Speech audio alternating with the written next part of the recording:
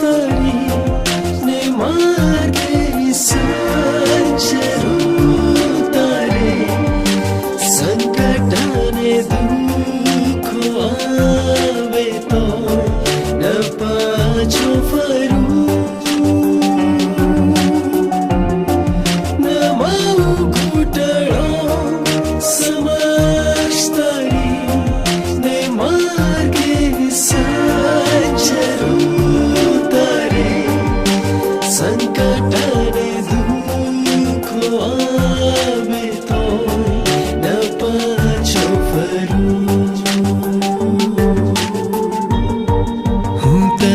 चाहूं छूं ईसु तने चाहूं छूं प्रभु हूँ तने चाहूं छूं ईसु न पाछो फरू न माऊ घूंटड़ो समक्ष तरी संचरू तारे संकटाने दुख आवे तो न पाछो फरू न माऊ घूंटड़ो समक्ष तरी ने मार्गे संचरू तारे संकटाने आवे तो न पाछो फरू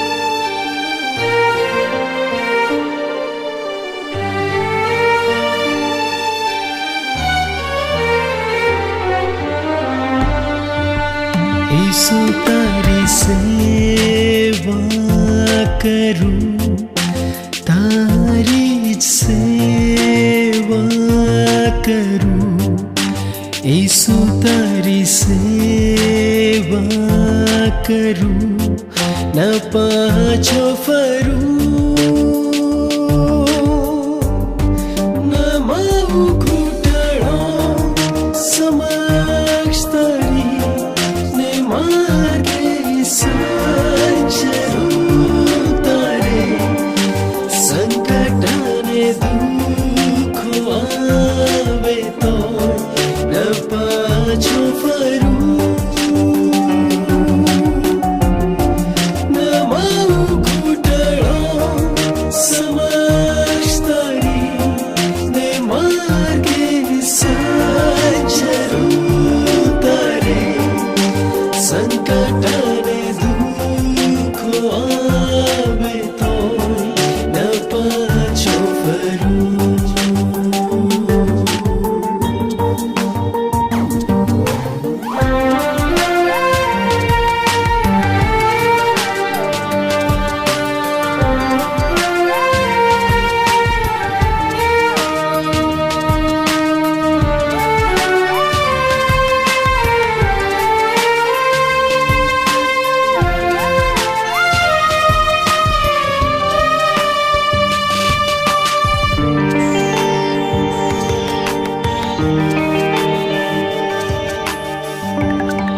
हूँ तारी स्तुति करूं तारी स्तुति करूं ईसु तारी स्तुति करूं न पाछो फरू न माऊ घूंटड़ो समक्ष तरी संचरू तारे संकटाने दुख आवे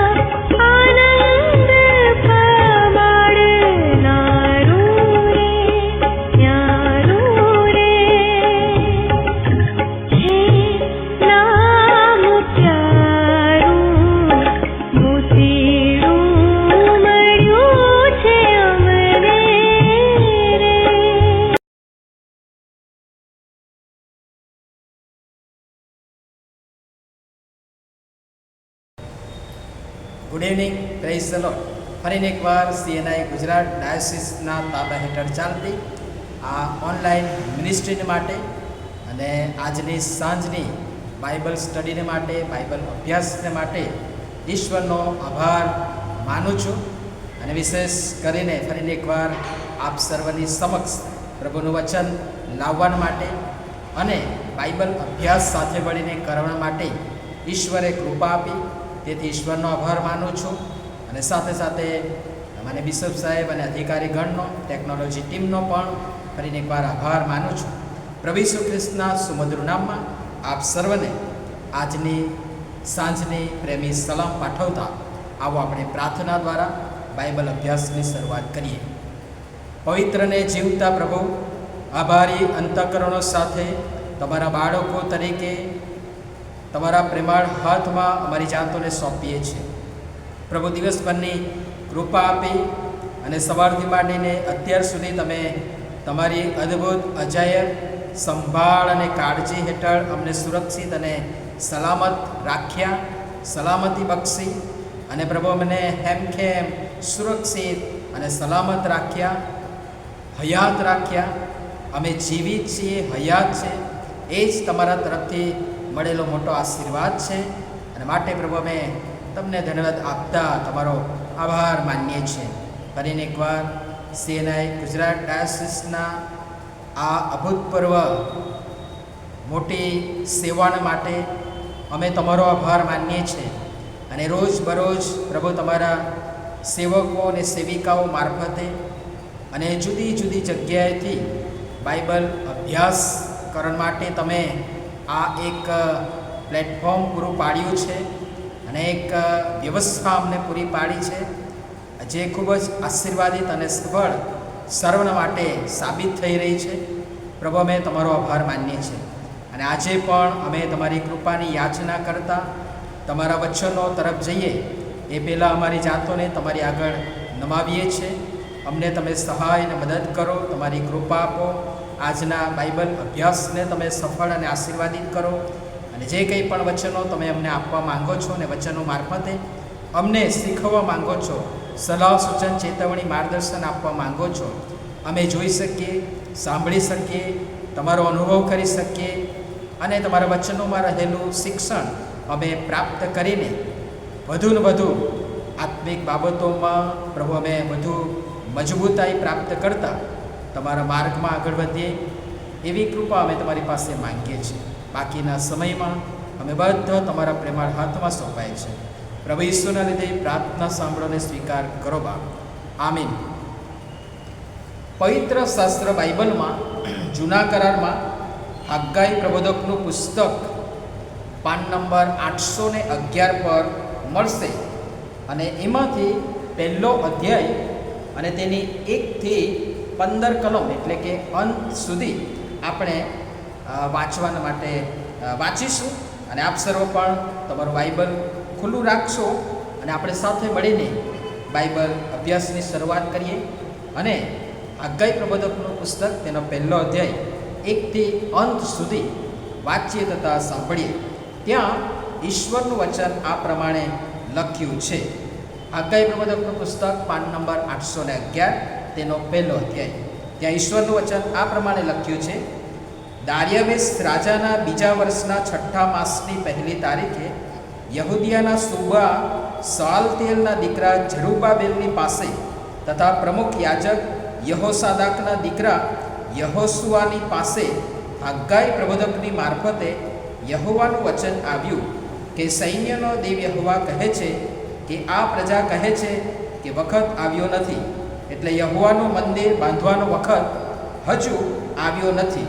ત્યારે યહોવાનું વચન હગ્ગાઈ પ્રબોધકની મારફતે આવ્યું કે આ મંદિર ઉજ્જડ પડી રહેલું છે, તે દરમિયાન તમારે તમારા છતવાળા ઘરોમાં રહેવાનો આ વખત છે શું? તો હવે સૈન્યનો દેવ યહોવા કહે છે કે તમારા માર્ગો વિશે વિચાર કરો. તમે વાવ્યું છે તો બહુ, પણ ઘેર થોડું જ લાવ્યા છો. તમે ખાઓ છો પણ ધરાઈને નહીં. તમે પીઓ છો પણ પીવાથી તૃપ્ત થતા નથી. તમે વસ્ત્ર પહેરો છો પણ કોઈમાં ગરમી આવતી નથી. અને જે માણસ કમાણી કરે છે તે માણસ પોતાની કમાણીને કાણી કોથળીમાં નાખે છે. સૈન્યનો દેવ યહોવા કહે છે કે તમારા માર્ગો વિશે વિચાર કરો. પર્વત પર જાઓ ને લાકડા લાવીને મંદિર બાંધો, અને તેથી હું રાજી થઈશ ને હું મહિમાવાન મનાઈશ, એમ યહોવા કહે છે. તમે ઘણાની આશા રાખતા હતા, પણ જુઓ, પરિણામે થોડું જ મળ્યું. અને જ્યારે તમે તેને ઘેર લાવ્યા ત્યારે મેં તેને ફૂંક મારીને ઉડાવી દીધું. એનું કારણ શું? એવું સૈન્યનો દેવ યહોવા પૂછે છે. કારણ તો એ છે કે તમે સર્વ પોતપોતાને ઘેર દોડતા જાઓ છો, ને તે દરમિયાન મારું ઘર તો ઉજ્જડ પડી રહ્યું છે. એ માટે તમારે લીધે આકાશમાંથી ઝાકળ પડતું બંધ થયું છે, ને પૃથ્વીની નીપજ બંધ પડી છે. વળી ભૂમિ પર, પર્વતો પર, અનાજ પર, દ્રાક્ષા રસ પર, તેલ પર, જમીનની નીપજ પર, માણસો પર, ઢોરઢાક પર, તારા હાથોની સર્વ મહેનત પર સુકવણું પડે એવી મેં આજ્ઞા કરી છે. ત્યારે સાલતિયલના દીકરા જરુબાબેલે તથા પ્રમુખ યાજક યહોસાદાકના દીકરા યહોશુઆએ તથા બાકી રહેલા સર્વ લોકોએ પોતાના દેવ યહોવાની વાણી તથા તેઓના દેવ યહોવાએ મોકલેલા હગ્ગાઈ પ્રબોધકના વચનો માન્ય કર્યા, અને લોકો યહોવાનો ડર રાખવા લાગ્યા. ત્યાર પછી યહોવાનો સંદેશો લાવનાર હગ્ગાએ લોકોને કહ્યું કે યહોવા કહે છે કે હું તમારી સાથે છું. ત્યારે યહોવાએ યહૂદિયાના સુબા સાલતિયલના દીકરા જરુબાબેલનું તથા પ્રમુખ યાજક યહોસાદાકના દીકરા યહોશુઆનું મન તથા બાકી રહેલા સર્વ લોકોનું મન જાગૃત કર્યું. અને દાર્યાવેશ રાજાના બીજા વર્ષના 6થા માસની 24મી તારીખે તેઓએ આવીને પોતાના દેવ સૈન્યોના દેવ યહોવાના મંદિરમાં કામ શરૂ કર્યું. આ ઈશ્વરનું પવિત્ર અને જીવતું વચન છે. અને પ્રભુ પિતા પરમેશ્વર તેમના વાંચેલા સાંભળેલા વચનો પર પુષ્કળ આશીષ આપો. આવો આપણે બાઇબલ અભ્યાસની શરૂઆત કરીએ એ પહેલાં પરમેશ્વરની કૃપાની યાચના કરતા તેમના ચરણોમાં આપણા પાપી મસ્તકો નમાવીએ અને પ્રભુની પાસે કૃપા અને સહાય અને મદદ માંગીએ. પ્રાર્થના કરીએ. પવિત્ર, સનાતન, મહાન અને ગૌરવીશ્વર, ફરીને એકવાર આજના દિવસની ભેટને માટે અને આ સંધ્યા ટાણે ફરીને એકવાર જુદી જુદી જગ્યાએથી તમારા બાળકો તરીકે, તમારા વહાલાઓ તરીકે પ્રભુ આ ટેકનોલોજીના માધ્યમથી તમે અમને એક મંચ પર લાવ્યા છો, અને એક વ્યવસ્થા, બહુ સફળ અને આશીર્વાદિત વ્યવસ્થા અમને પ્રાપ્ત થઈ છે. અને તેનો ઉપયોગ કરતાં અમે આજે બાઇબલ અભ્યાસમાં મળ્યા છે, એકત્ર મળ્યા છે. ત્યારે પ્રભુ જે વચન અમે વાંચ્યું છે એની પર થોડીક ક્ષણો સાથે મળીને મનન કરવા માંગીએ છીએ, અભ્યાસ કરવા માંગીએ છીએ. અમારી તમે સહાય અને મદદ કરો. અમારા ભટકતા મન, હૃદય, વિચારોને પ્રભુ તમે તમારા વચનોમાં કેન્દ્રિત કરો. તમારા નિયમશાસ્ત્રની આશ્ચર્યકારક વાતોનું શોધન, મનન, અવલોકન, ચિંતન અને અભ્યાસ કરવાના માટે અમારી આંખો ઉઘાડો. અમારી સાથે વાતચીતને વ્યવહાર કરો. હું જબડ પાત્રને પણ તમારા હાથમાં સોંપું છું. હું નહીં, તમે બોલો.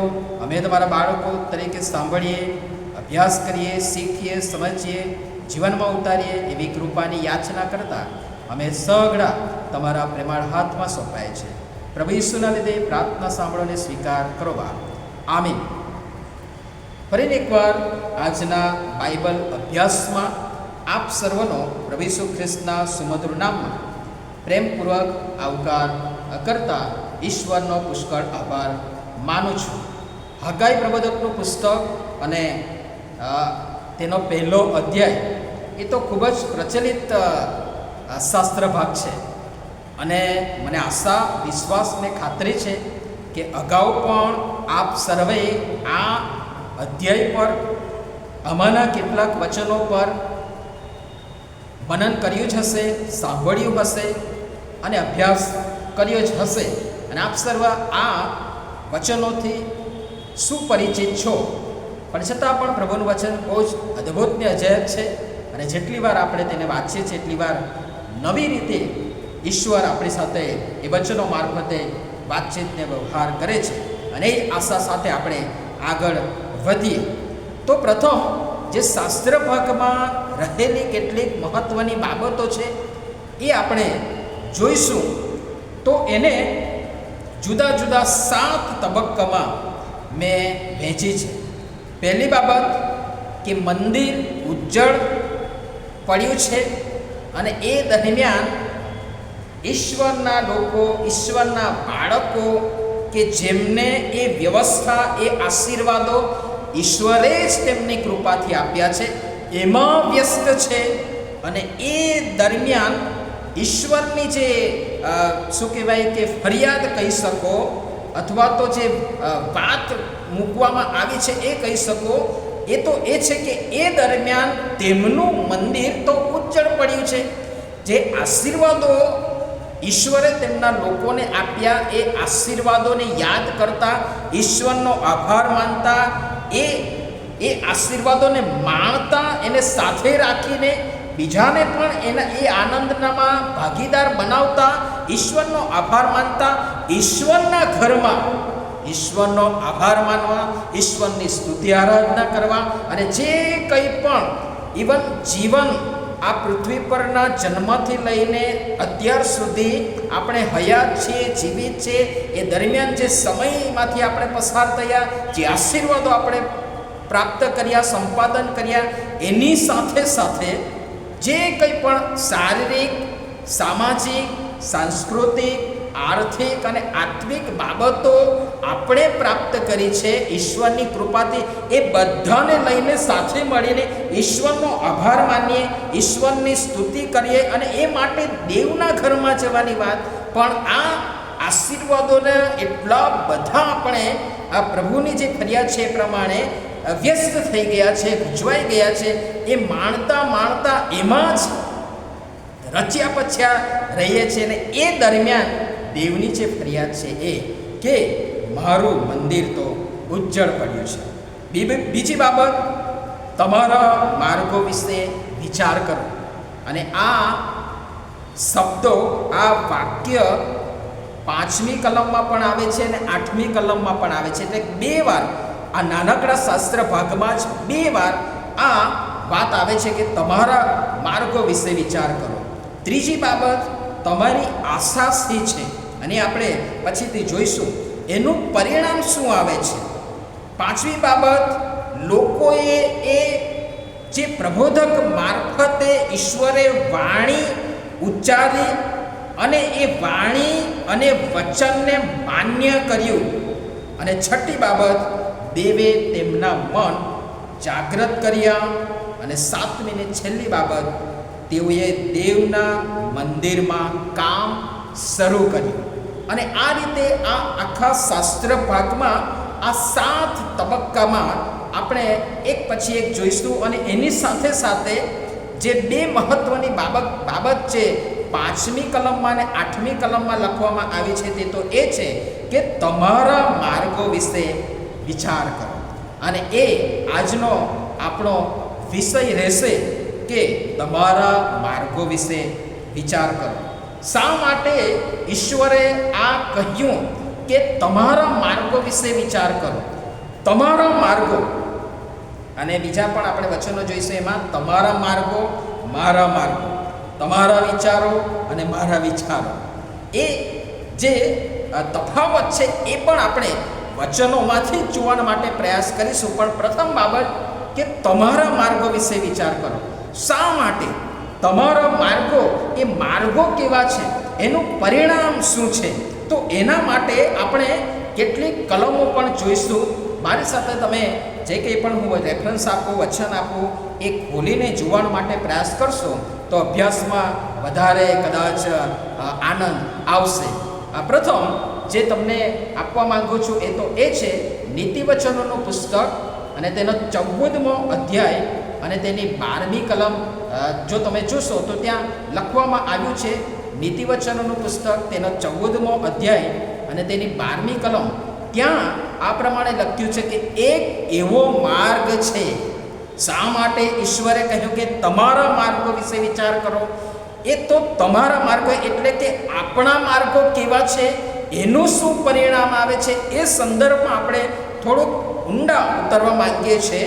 તો એના માટેનું પ્રથમ વચન નીતિવચનોનું પુસ્તક, તેનો 14મો અધ્યાય અને તેની 12મી કલમ. તો ત્યાં એ લખ્યું છે, એક એવો માર્ગ છે કે જે માણસોને ઠીક લાગે છે.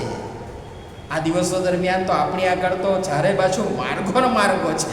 કયા માર્ગે જવું, માર્ગ શું છે નહીં, મારે જાવું ક્યાં, હોળી હંકારો નાવિક મારી. એ ભજન સંગ્રહનું સુંદર 400 નંબરનું એક ગીત છે અને એ મને અત્યારે યાદ આવે છે. તો જે વચનમાં જે લખ્યું છે કે એક એવો માર્ગ છે કે જે માણસોને ઠીક લાગે છે, પણ પછી પરિણામ શું આવે છે એ પાછલા સેન્ટેન્સમાં લખ્યું છે અને એ તો છે કે પણ તેનું પરિણામ મોતનો માર્ગ છે. બહુ સ્પષ્ટ લખવામાં આવ્યું છે કે માણસનો, એના માટે જ ઈશ્વરની આ ફરિયાદ, અને ઈશ્વર કહે છે કે તમારા માર્ગો વિશે વિચાર કરો. એ તમારા માર્ગો એટલે કે આપણા માર્ગો કેવા છે, એનું પરિણામ શું આવે છે એ આપણે જોઈ રહ્યા છે. અને એના માટેની પહેલી કલમ નીતિવચન 14 અને 12, એક એવો માર્ગ છે કે જે માણસોને ઠીક લાગે છે, પણ તેનું પરિણામ મોતનો માર્ગ છે. પાછળ પાનું પલટાવશો તો 16મા અધ્યાયની 9મી કલમ અને 25મી કલમમાં પણ આ જ ટોન તમને જોવા મળશે. નીતિવચન 16 અને 9મી કલમ તમારી આગળ વાંચીશ તો ત્યાં લખ્યું છે કે માણસનું મન પોતાના માર્ગની યોજના કરે છે. અને મન ચંચળ છે. મનને કાબૂમાં રાખીએ, ન કે મન આપણને કાબૂમાં રાખે.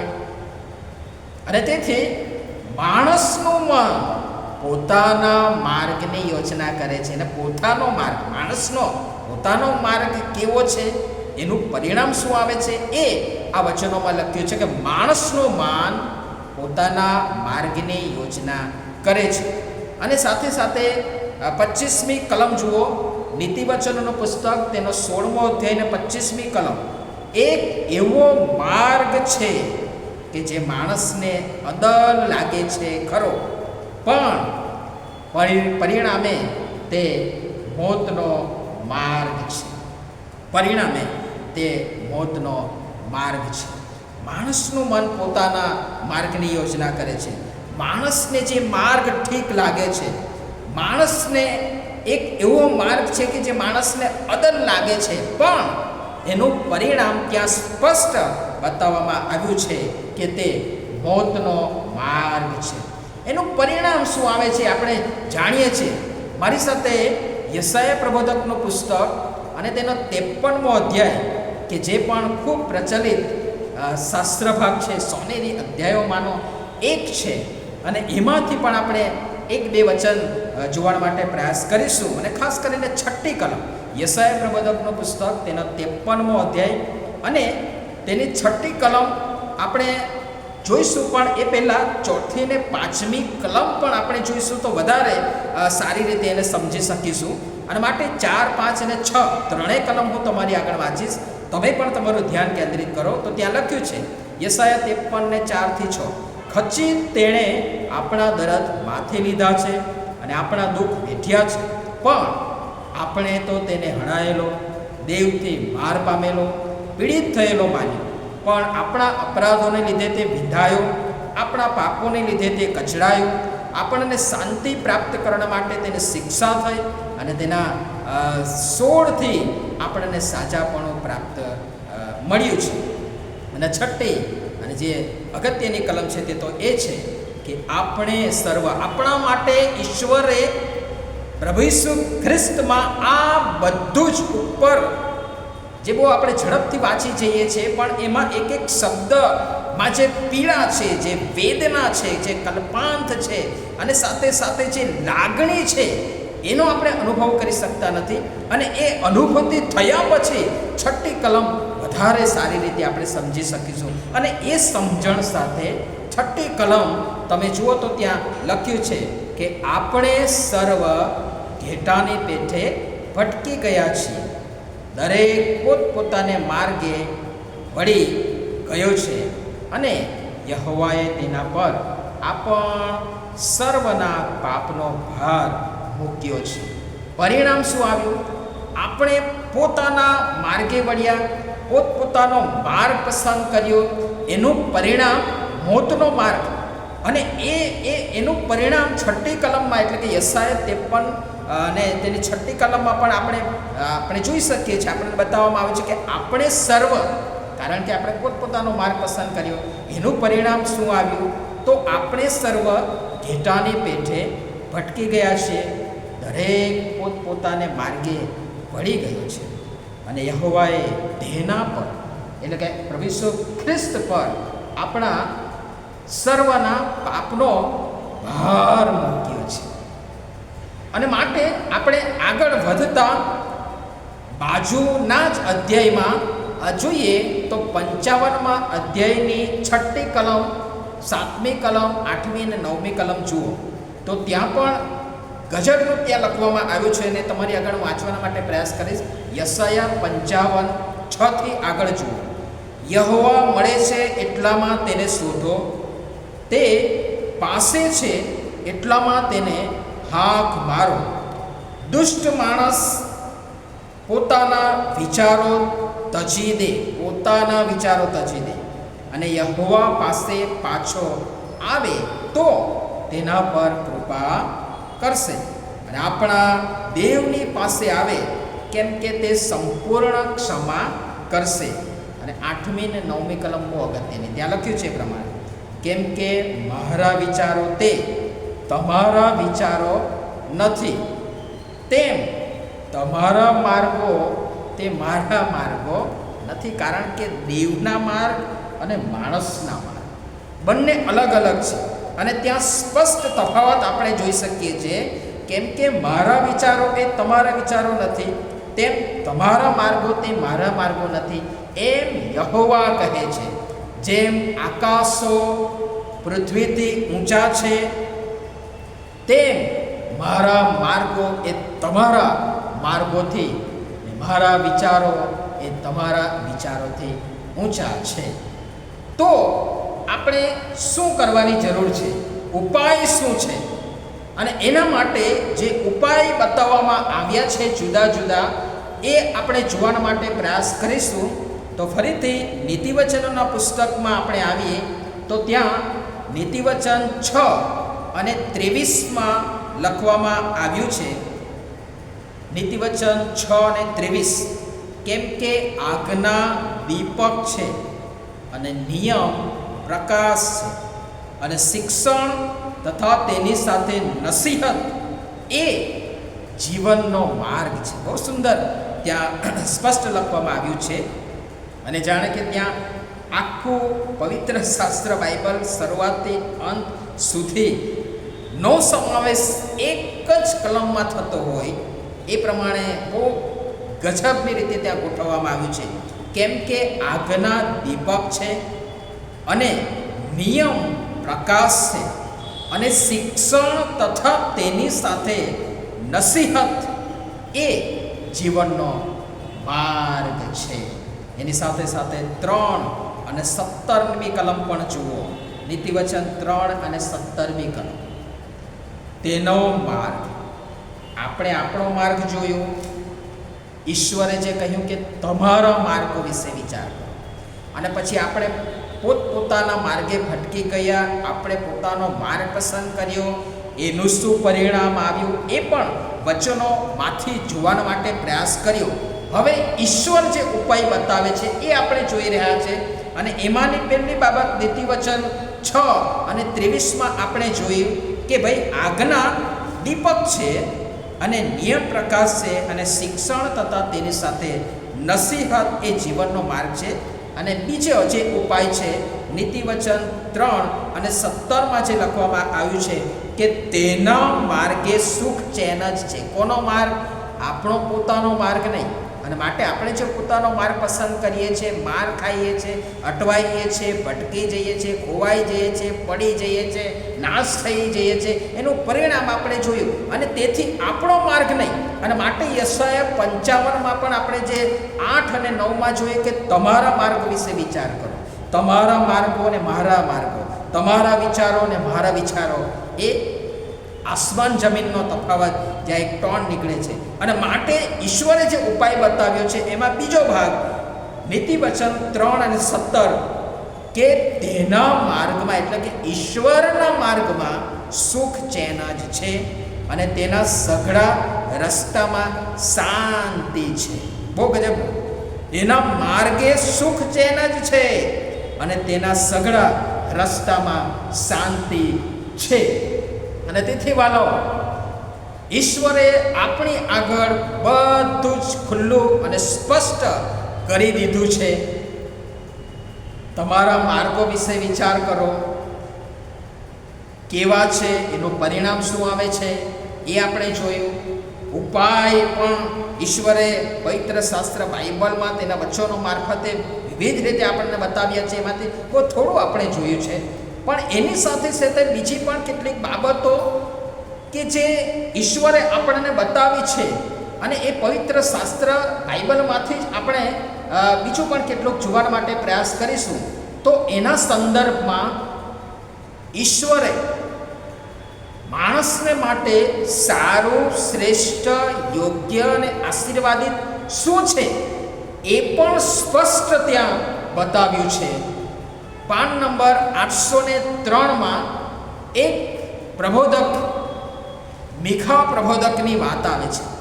અને મીખા પ્રબોધકના પુસ્તકમાં 6ઠા અધ્યાયની 8મી કલમ પણ બહુ જ પ્રચલિત કલમ છે. અને એ આપ સર્વ જાણો છો. હું વાંચીશ એટલે તમને ખબર પડશે કે ત્યાં જે લખ્યું છે એ તો આપણે બધા જાણીએ છીએ. અને ત્યાં પ્રમાણે લખ્યું છે, મીખા પ્રબોધકનું પુસ્તક, તેનો 6ઠ્ઠો અધ્યાય અને તેની 8મી કલમ. હે મનુષ્ય, સારું શું છે તે તેણે તને બતાવ્યું છે. પહેલી બાબત, ન્યાયથી વર્તવો. બીજી બાબત, દયાભાવ રાખો. અને ત્રીજી બાબત, તારા દેવની સાથે નમ્રતાથી ચાલવું. એ સિવાય તારી પાસે બીજું, એ સિવાય યહોવા તારી પાસે બીજું શું માંગે છે? તારા દેવની સાથે નમ્રતાથી ચાલવું.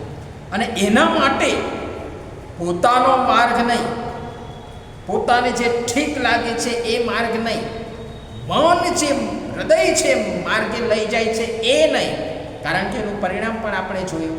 પણ દેવનો માર્ગ કે જેમાં સુખ ચેન છે, જેમાં શાંતિ છે, એ માર્ગ વિશે આપણે જોઈ રહ્યા છે. કે એ માર્ગ વિશે આપણને બતાવ્યું છે કે સારું શું છે અને એ માર્ગ પસંદ કરીને આપણે તેના પર ચાલીશું. તો ત્યાં લખવામાં આવ્યું છે કે ન્યાયથી વર્તવું, દયાભાવ રાખવો અને તારા દેવની સાથે નમ્રતાથી ચાલવું. એ સિવાય યહોવા તારી પાસે શું માંગે છે? તો એ ન્યાયથી વર્તવું, દયાભાવ રાખવો અને નમ્રતાથી દેવની સાથે ચાલવાના માટે ઈશ્વરે જે માર્ગ મને ને તમને બતાવ્યો છે એ માર્ગમાં મારે ને તમારે ચાલવું પડશે. અને એ બધું જ આ નિયમ શાસ્ત્ર, પવિત્ર શાસ્ત્ર બાઇબલમાં, જૂના કરારમાં અને નવા કરારમાં પણ આ સંદર્ભમાં ઘણા બધા વચનો છે. નવા કરારમાંથી પણ એક પ્રચલિત શાસ્ત્ર ભાગ અને કલમ તમારી આગળ મૂકવા માટે પ્રયાસ કરીશ. અને એ તો એ છે યોહાનની લખેલી સુવાર્તા, તેનો 14મો અધ્યાય અને તેની 6ઠ્ઠી કલમ, જે પણ બહુ જ પ્રખ્યાત પ્રચલિત શાસ્ત્ર કલમ છે. અને તે તો એ છે, ઈસુ તેને કહે છે. ઈશ્વરે બધું આપણે આગળ ખુલ્લું કર્યું છે, બતાવ્યું છે. સારું શું છે એ પણ આપણને બતાવ્યું છે.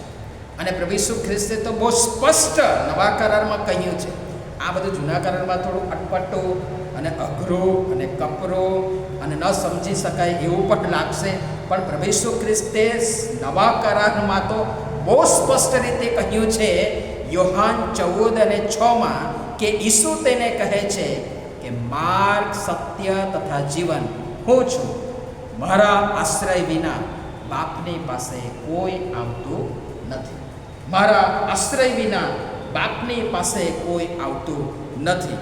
અને એ જે સારું, શ્રેષ્ઠ, ઉત્તમ, આશીર્વાદિત અને એ જે માર્ગમાં સુખ ચેન છે, શાંતિ છે, એ જે માર્ગ ને સત્ય ને જીવન, ઈશ્વર અને પ્રભુ ઈસુ ખ્રિસ્તે આપણને સ્પષ્ટ રીતે આપ્યું છે, બતાવ્યું છે, એ માર્ગ પર આપણે ચાલીશું તો આપણે કદાચ નિશ્ચિત બંદરે જ્યાં ઈશ્વર મને ને તમને લઈ જવા માંગે છે, જેના માટે મને ને તમને મૂક્યા છે, મોકલ્યા છે, અલગ કર્યા છે, પસંદ કર્યા છે, તેડ્યા છે, અને ત્યાં આપણે પહોંચી શકીશું ને એ બધી બાબતો આપણે સંપાદન કરી શકીશું.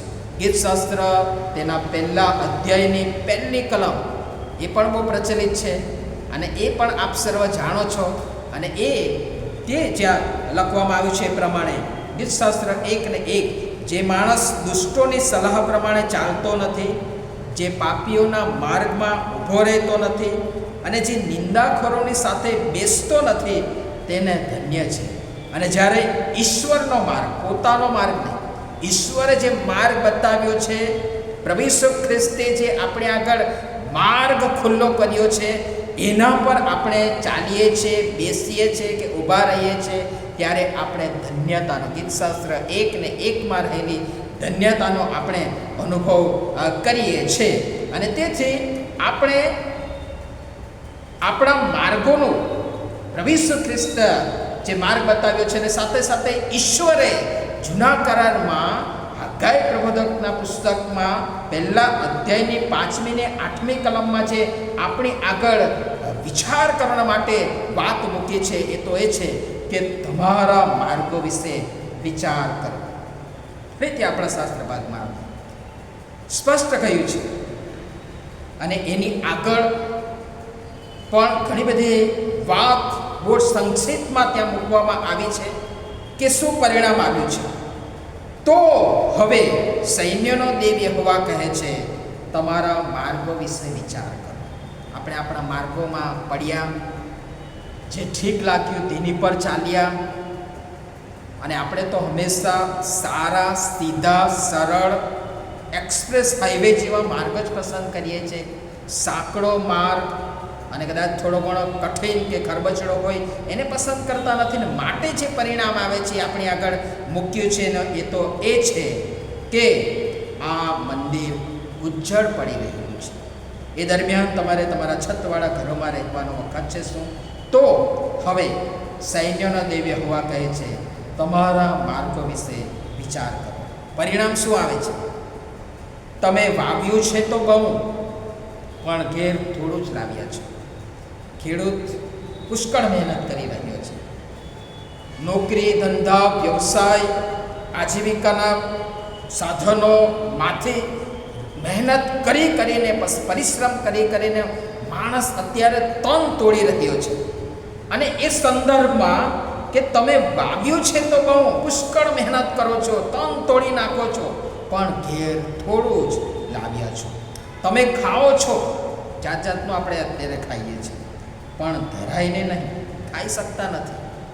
મન થાય છે આ ખાવું જોઈએ, પેલું ખાવું જોઈએ, પણ આપણે ખાઈ શકતા નથી.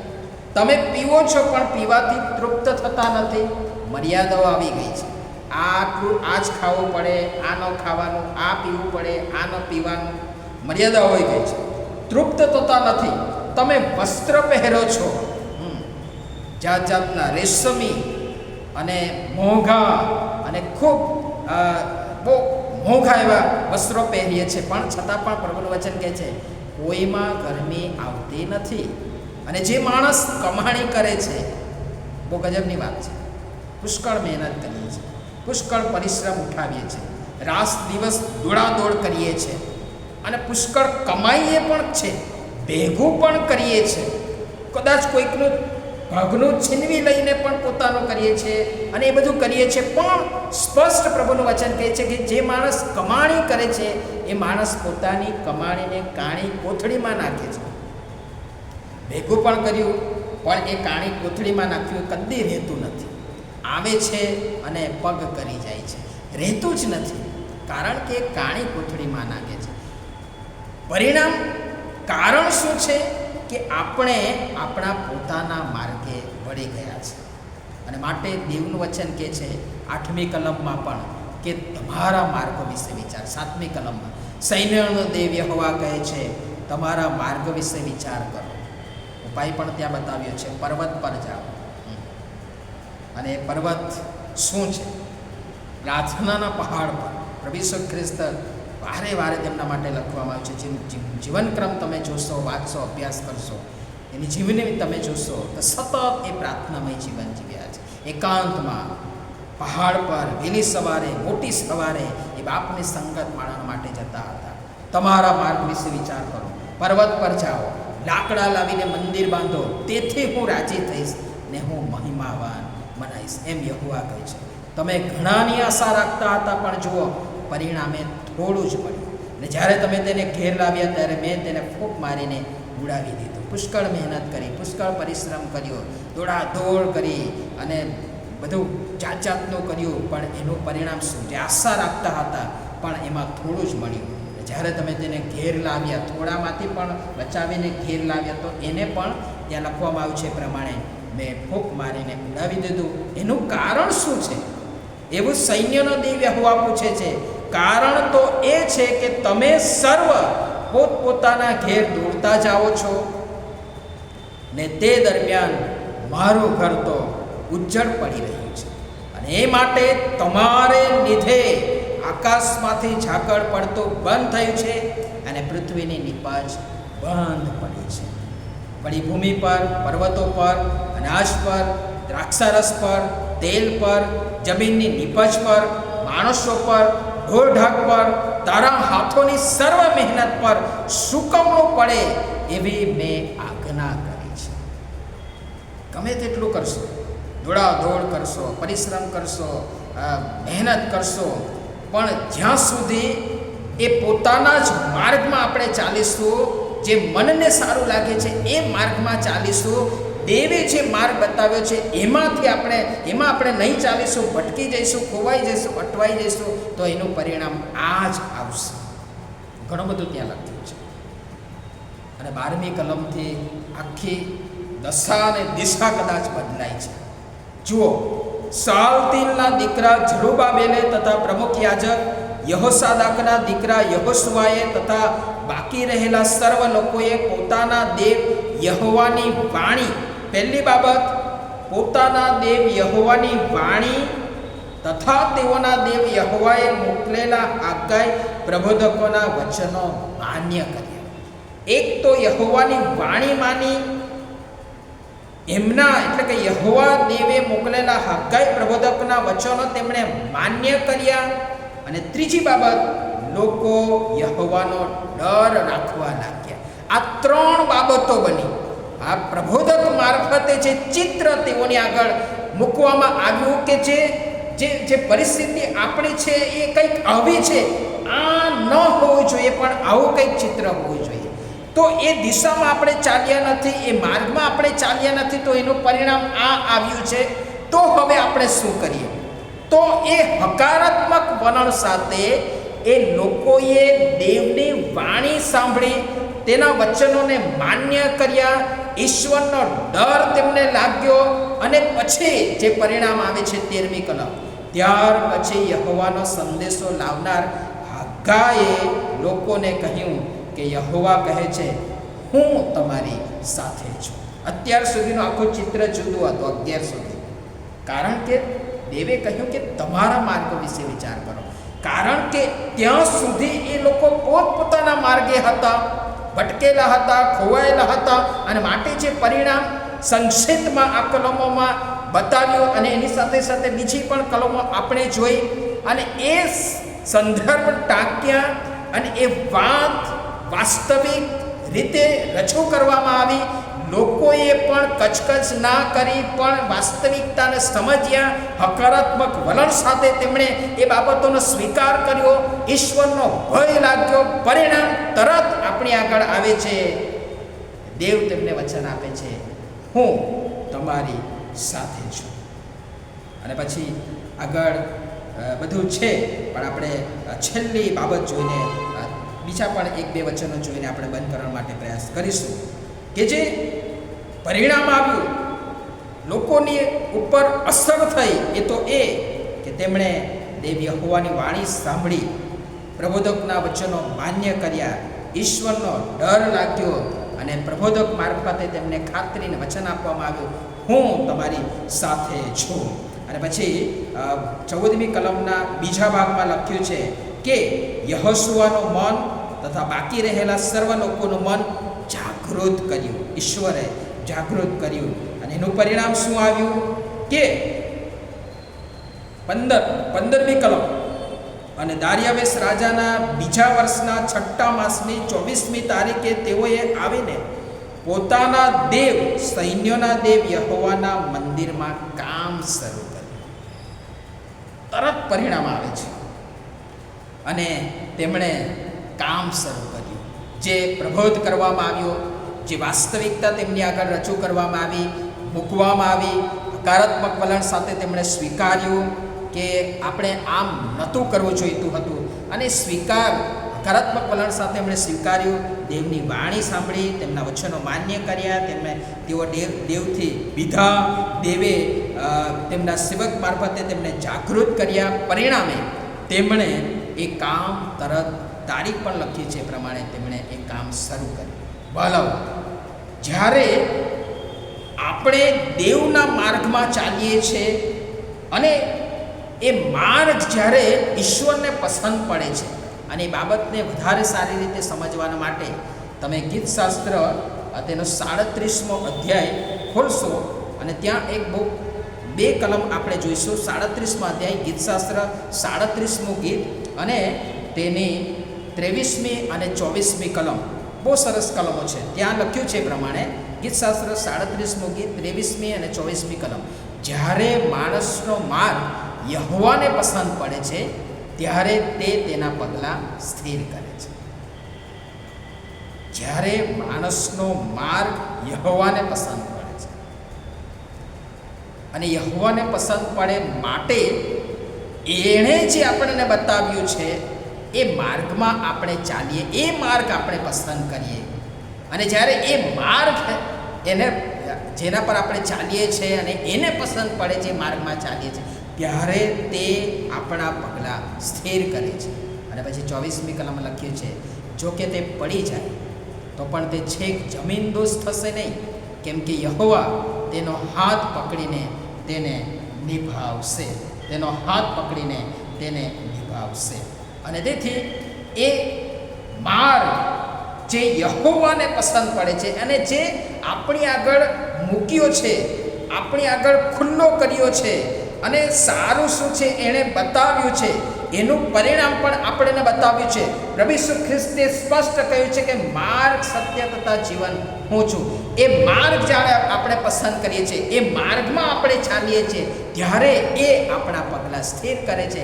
અને કદાચ એવા સંજોગો, એવી પરિસ્થિતિ, એવી પ્રશ્નો, એવી અડચણો આવે કે આપણે પડી જઈએ, તો ત્યાં સ્પષ્ટ લખ્યું છે કે જો કે તે પડી જાય તો પણ તે છેક જમીન દોષ થશે નહીં, કેમ કે યહોવા તેનો હાથ પકડીને તેને નિભાવે છે. અને છેલ્લે 2-3 કલમો તમારી આગળ મૂકીને હું મનન બંધ કરીશ. નીતિવચનોનું પુસ્તક તેના 22મા અધ્યાયની 6ઠી કલમ, જે પણ બહુ પ્રચલિત છે, બાળકોના સંદર્ભમાં જે ઘણી બધી વખત વાંચવામાં આવે છે. નીતિવચનોનું પુસ્તક તેનો 22મો અધ્યાય અને તેની 6ઠી કલમ, કે બાળકે જે માર્ગમાં ચાલવું જોઈએ તેમાં ચાલવાનું તેને શિક્ષણ આપ, એટલે તે વૃદ્ધ થશે ત્યારે તે તેમાંથી ખસશે નહીં. આપણે આપણા બાળકોને માટે આ કલમોનો ઉપયોગ કરીએ છીએ, પણ એમાં પણ આ સંદર્ભ જે આપણે જોઈ રહ્યા છીએ આજના વચનમાં, કે તમારા માર્ગો વિશે વિચાર કરો, તો એ જે ઈશ્વરને પસંદ પડે એ માર્ગ આપણે પસંદ કરીશું, આપણા પગલાં એ ગોઠવશે અને આપણે તેના પર ચાલતા હોઈશું તો આપણે આપણા બાળકોને નમૂનો આપી શકીશું અને આપણા બાળકે જે માર્ગમાં ચાલવું જોઈએ એમાં ચાલવાનું શિક્ષણ આપણે તેમને આપી શકીશું. અને માટે જે ભયસ્થાન છે એ પણ આપણી આગળ ઈશ્વરે મૂક્યું છે, અને એ તો નીતિવચનોનું પુસ્તક તેનો 23મો અધ્યાય અને તેની 19મી કલમમાં લખવામાં આવ્યું છે. નીતિવચનોનું પુસ્તક તેનો 23મો અધ્યાય અને તેની 19મી કલમમાં લખ્યું છે કે મારા દીકરા, તું સંભાળીને ડહાપણ પકડ. આ બધું જે આપણે જોયું એ સંદર્ભમાં વિચાર કરતા ઈશ્વરની જે સલાહ અને ઈશ્વર જે આપણી આગળ ભય સ્થાનો બતાવે છે એમાંનું આ એક કે મારા દીકરા તું સંભાળીને ડાપણ પકડ અને તારા હૃદયને ખરા માર્ગમાં ચલાવ. જે મન વિશે પણ આપણે જોયું, આપણા માર્ગ વિશે પણ આપણે જોયું, અને અહીંયા હૃદયની વાત કરવામાં આવી છે કે મારા દીકરા તું સંભાળીને ડાપણ પકડ અને તારા હૃદયને ખરા માર્ગમાં ચલાવ. અને છેલ્લે એક બાબત મૂકીને મનન બંધ કરીશું. ગીતશાસ્ત્ર 27 અને તેની 11મી કલમ બહુ સરસ કલમ છે, અને એ પ્રાર્થનાના ભાગ સ્વરૂપે આપણે મૂકીએ, કરીએ, અને તમારી આગળ હું મૂકવા માગું છું. અને ત્યાં બહુ સરસ રીતે લખવામાં આવ્યું છે, હે યહોવા. આ બધું જે આપણે જોયું, મારા તમારા માર્ગ, ઈશ્વરનો માર્ગ, એનું પરિણામ, અને એ બધું ચિત્ર આપણે જોયું. તો એ સંદર્ભમાં વિચાર કરતા પ્રાર્થના સહજ ગીત કરતાની સાથે આપણી પણ પ્રાર્થનાને, યાચના, વિનંતીને કાલવાલા આ હોય જે ગીતશાસ્ત્ર 27 અને 11મી કલમમાં લખવામાં આવ્યું છે. ને એ છે કે હે યહોવા, તારો માર્ગ મને શીખવ અને મારા શત્રુઓને લીધે મને સરળ માર્ગમાં દોરી જાય. મારા શત્રુઓના લીધે મને સરળ માર્ગમાં દોરી જાય. અને મારી ને તમારી પણ એ જ પ્રાર્થના હોય કે ઈશ્વર આપણને તેમનો માર્ગ શીખવે, કે જેથી કરીને આપણા શત્રુઓના લીધે આપણે તેઓ મને, તમને, આપણ સર્વને તેમના સરળ માર્ગમાં દોરી જાય. તમારા માર્ગ વિશે વિચાર કરો.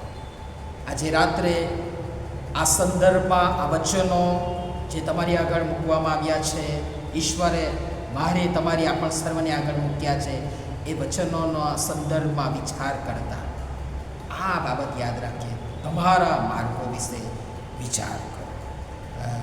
આપણે કયા માર્ગ પર છીએ, કોના માર્ગ પર છીએ, એનું પરિણામ શું આવશે એ પણ આપણે જાણીએ છીએ, કારણ કે જ્ઞાન, બુદ્ધિ, ડાપણ ઈશ્વરે આપણે આગળ મૂક્યા છે. અને તેથી મારી ને તમારી એ જ પ્રાર્થના હોય કે